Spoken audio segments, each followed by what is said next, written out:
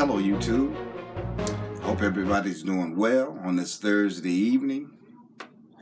Usually when I do these little reports, I usually do it on an individual, an African American who's done great things to further the cause of African Americans that has affected not only the United States but the world.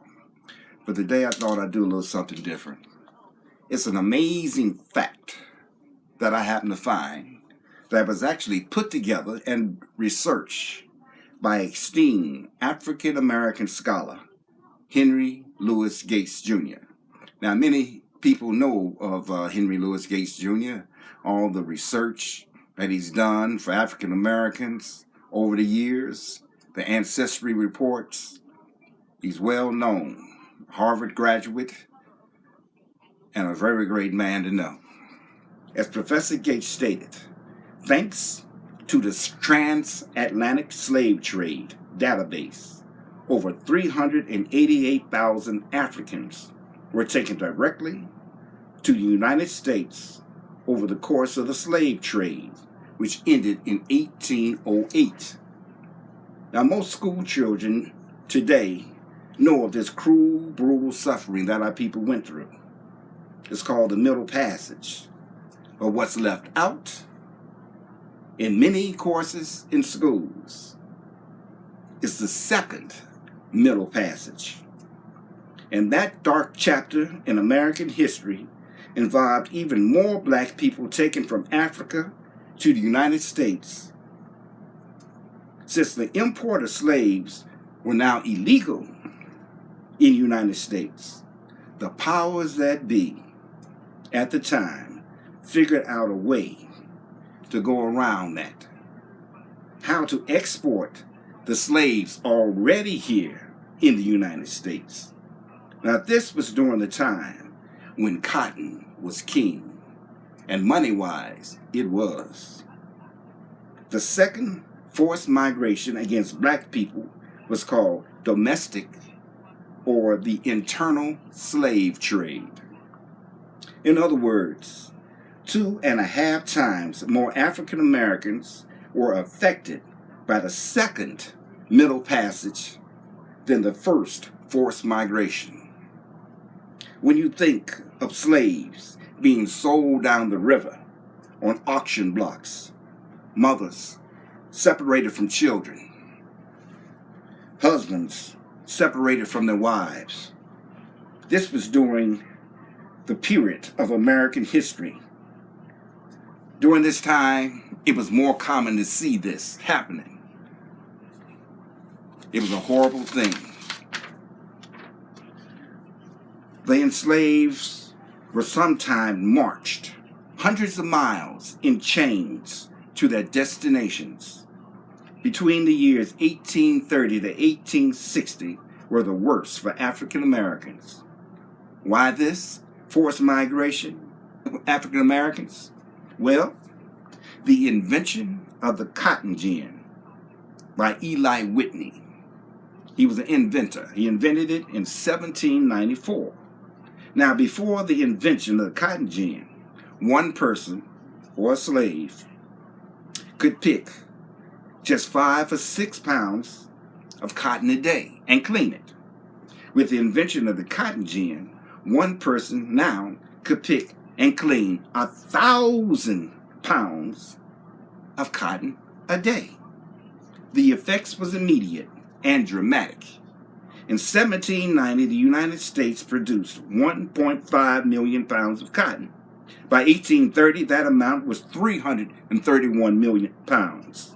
By 1860, on the eve of the Civil War, cotton production had grown to 2,275 million pounds.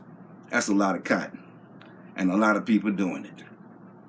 Now, during this time, between 1830 and 1860, the Upper South, which mainly produced tobacco, well, tobacco wasn't selling too well. Not now. Now, these crops, as I said, were not nowhere near as good as cotton. So the Upper South had something the Lower South needed. You get the picture? So African Americans were sold in droves down to the deep South. Now that's where the separation really happened. When mothers were separated from children, husbands from their wives, this was when all that was taking place. Because they needed money and needed somebody to pick that cotton down south. And a lot of slaves were up north. It was some down south, but nowhere near as up north. And they had to ship them from upper south down to the lower south. Now, most people are familiar with the term the Trail of Tears.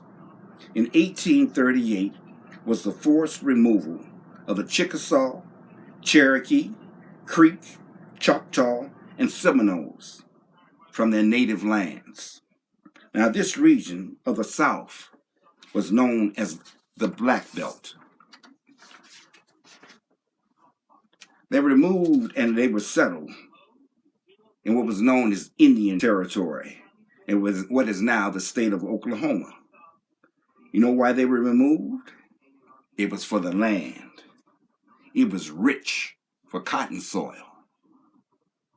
After the removal, following the Louisiana Purchase, it was to settle the lands and to raise the cotton there. And they raised cotton like crazy. It was one of the biggest economic expansion and profitability-wise for American history.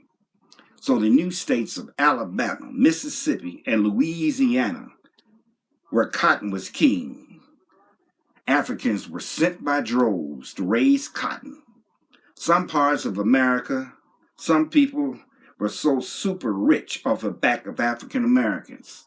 It stated in the southern states, prices tripled between 1800 and 1860.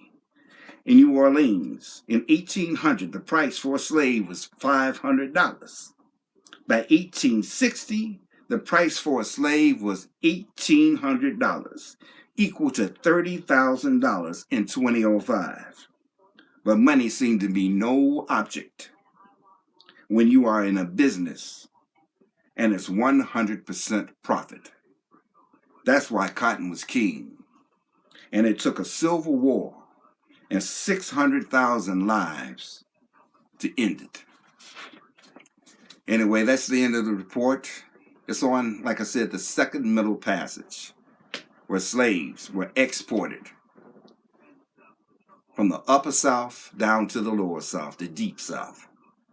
And that was a tragic thing in American history and something that will never be forgotten. It should always be remembered. Horrifying. But we survived it, and we're surviving now. Thank you. Till the next time, take care and be safe. Much love. Walt out. Bye now.